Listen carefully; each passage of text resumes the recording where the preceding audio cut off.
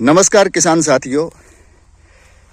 सबसे पहले तो मैं आप सारे किसान भाइयों को धन्यवाद करता हूं कि आप एक ऐसे YouTube चैनल के ऊपर आए हो जिस चैनल के ऊपर अगर आप अपना समय लगाएंगे, अगर अपना टाइम इन्वेस्ट करेंगे तो आपको खेती से जुड़ी बहुत अच्छी जो जानकारी है वो समय समय पे मिलती रहेगी, जिसका आप लाभ अपनी खेती के अंदर ले सकते हो। बजाय कि आप अपना टाइम एक ऐसी जगह पे इन्वेस्ट करने के, जैसे कि आजकल सोशल मीडिया के अंदर क्रेज है कि व्हाट्सएप पे कुछ भी लोग देख लेते हैं और उसी हिसाब से अपने खेतों के अंदर जोर आजमाइश जो है बढ़िया प्रोडक्शन के लिए शुरू कर देते हैं। तो ऐसी जगह पे टाइम इन्वेस्ट ना करके आप एक ऐसे प्लेटफॉर्म पे हो जहाँ पे डेफिनेटली आपको बीटी कॉटन की जो खेती है या कोई दूसरी जो खेती है उसके बारे में बढ़िया जो जानकारी है वो समय समय पे मिले। ये जो प्लॉट है किसान भाइयों, ये मेरे किसान दोस्त है जितेंद्र गोदारा, जो बेसिकली हिसार से हैं और जुप्पा कला सिवानी के पास जो जुप्पा है वहाँ पे 56 एकड़ के अंदर बीटी कॉटन की खेती इस साल इन्होंने कर रखी है।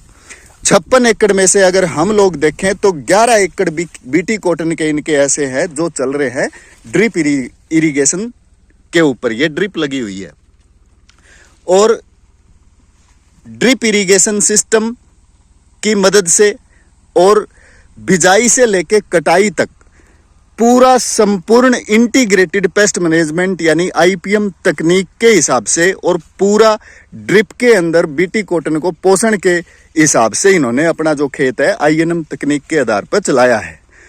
ऊपर तक का सारा खिल चुका है। अगर आप आखिरी छोर देखोगे, अभी आखिरी छोर का इस पौधे का फोवा है, इस फोवे में आप देखो, अगर आपको कहीं भी गुलाबी सुंडी की शिकायत दिख रही हो तो या इस फोवे में भी देख सकते हो या नीचे भी इस पौधे के ऊपर कहीं भी देख सकते हो। ऐसा नहीं है कि आईपीएम तकनीक करने की वजह से हर एक किसान भाई को फायदा मिला हो, बिल्कुल भी ऐसा नहीं है। इस साल हमने कुल 72 गाँव के अंदर अलग अलग किसान भाइयों के साथ में मिलके और बीटी कॉटन के लिए प्रयास कराया। गुलाबी सुंडी के लिए लगभग 70% जो हमारे साथ किसान जुड़े हुए थे या 70% जो किसान भाई आईपीएम तकनीक के हिसाब से चल रहे थे, उनके बीटी कॉटन का उत्पादन बाकी दूसरे किसान भाइयों के कंपैरिजन में ज़्यादा बढ़िया है। 25% 30% किसान भाइयों के खेत ऐसे भी हमारे बीच में रहे हैं जिनका खेत गुलाबी सुंडी की वजह से बहुत ज़्यादा प्रभावित हुआ है। मेरा गाँव बालसमंद है और बालसमंद से 5 किलोमीटर आगे भिवानी रोइला गाँव है। मेरी उम्र का एक किसान भाई है जोगिंदर, 30 एकड़ के अंदर बीटी कॉटन लगाए बैठा है और बिजाई से लेके अब तक पूरा आईपीएम तकनीक आधारित उसने कराया है।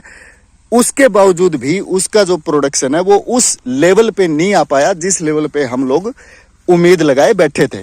कारण क्या रहा? ज़्यादातर जो आपका खेत था वो गाँव के नज़दीक था। तो इंटीग्रेटेड पेस्ट मैनेजमेंट अप्रोच जो है उसमें हर एक चीज़ की ध्यान रखी जाती है, स्पेशली गुलाबी सुंडी के लिए, कि खेत से अगर गांव से अगर दूर खेत है, अगर समय पे फेरोमोन ट्रैप लगते हैं और पहले स्प्रे में अगर नीम ऑयल प्लस एमामेक्टिन का अगर कॉम्बिनेशन जाता है या और भी बहुत सारी चीज़ें हैं आईपीएम तकनीक पे, तो ऐसी खेती जो है बीटी कॉटन की ली जा सकती है। लेकिन दुर्भाग्यवश ये रहा कि लोगों ने मजाक बनाया। जिस टाइम पे हमने गुलाबी सुंडी के बारे में सबसे पहला अटैक दिखाया था लगभग 28 मई को, बहुत सारे किसान भाइयों ने ये बोला कि अपने जो YouTube चैनल है उसका प्रचार करते घूम रहे हैं या अपने जो प्रोडक्ट ये बताते हैं उनका प्रचार करते घूम रहे हैं।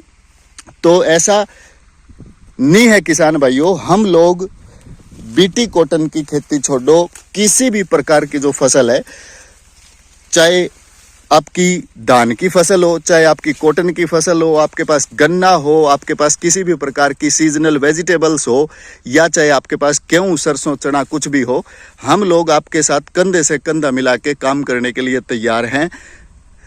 हमारे साथ अगर कोई भी किसान भाई जुड़ेगा तो उसको ऐसा नहीं है कि पड़े पड़ाए कुछ मिल जाएगा, मेहनत करनी पड़ेगी।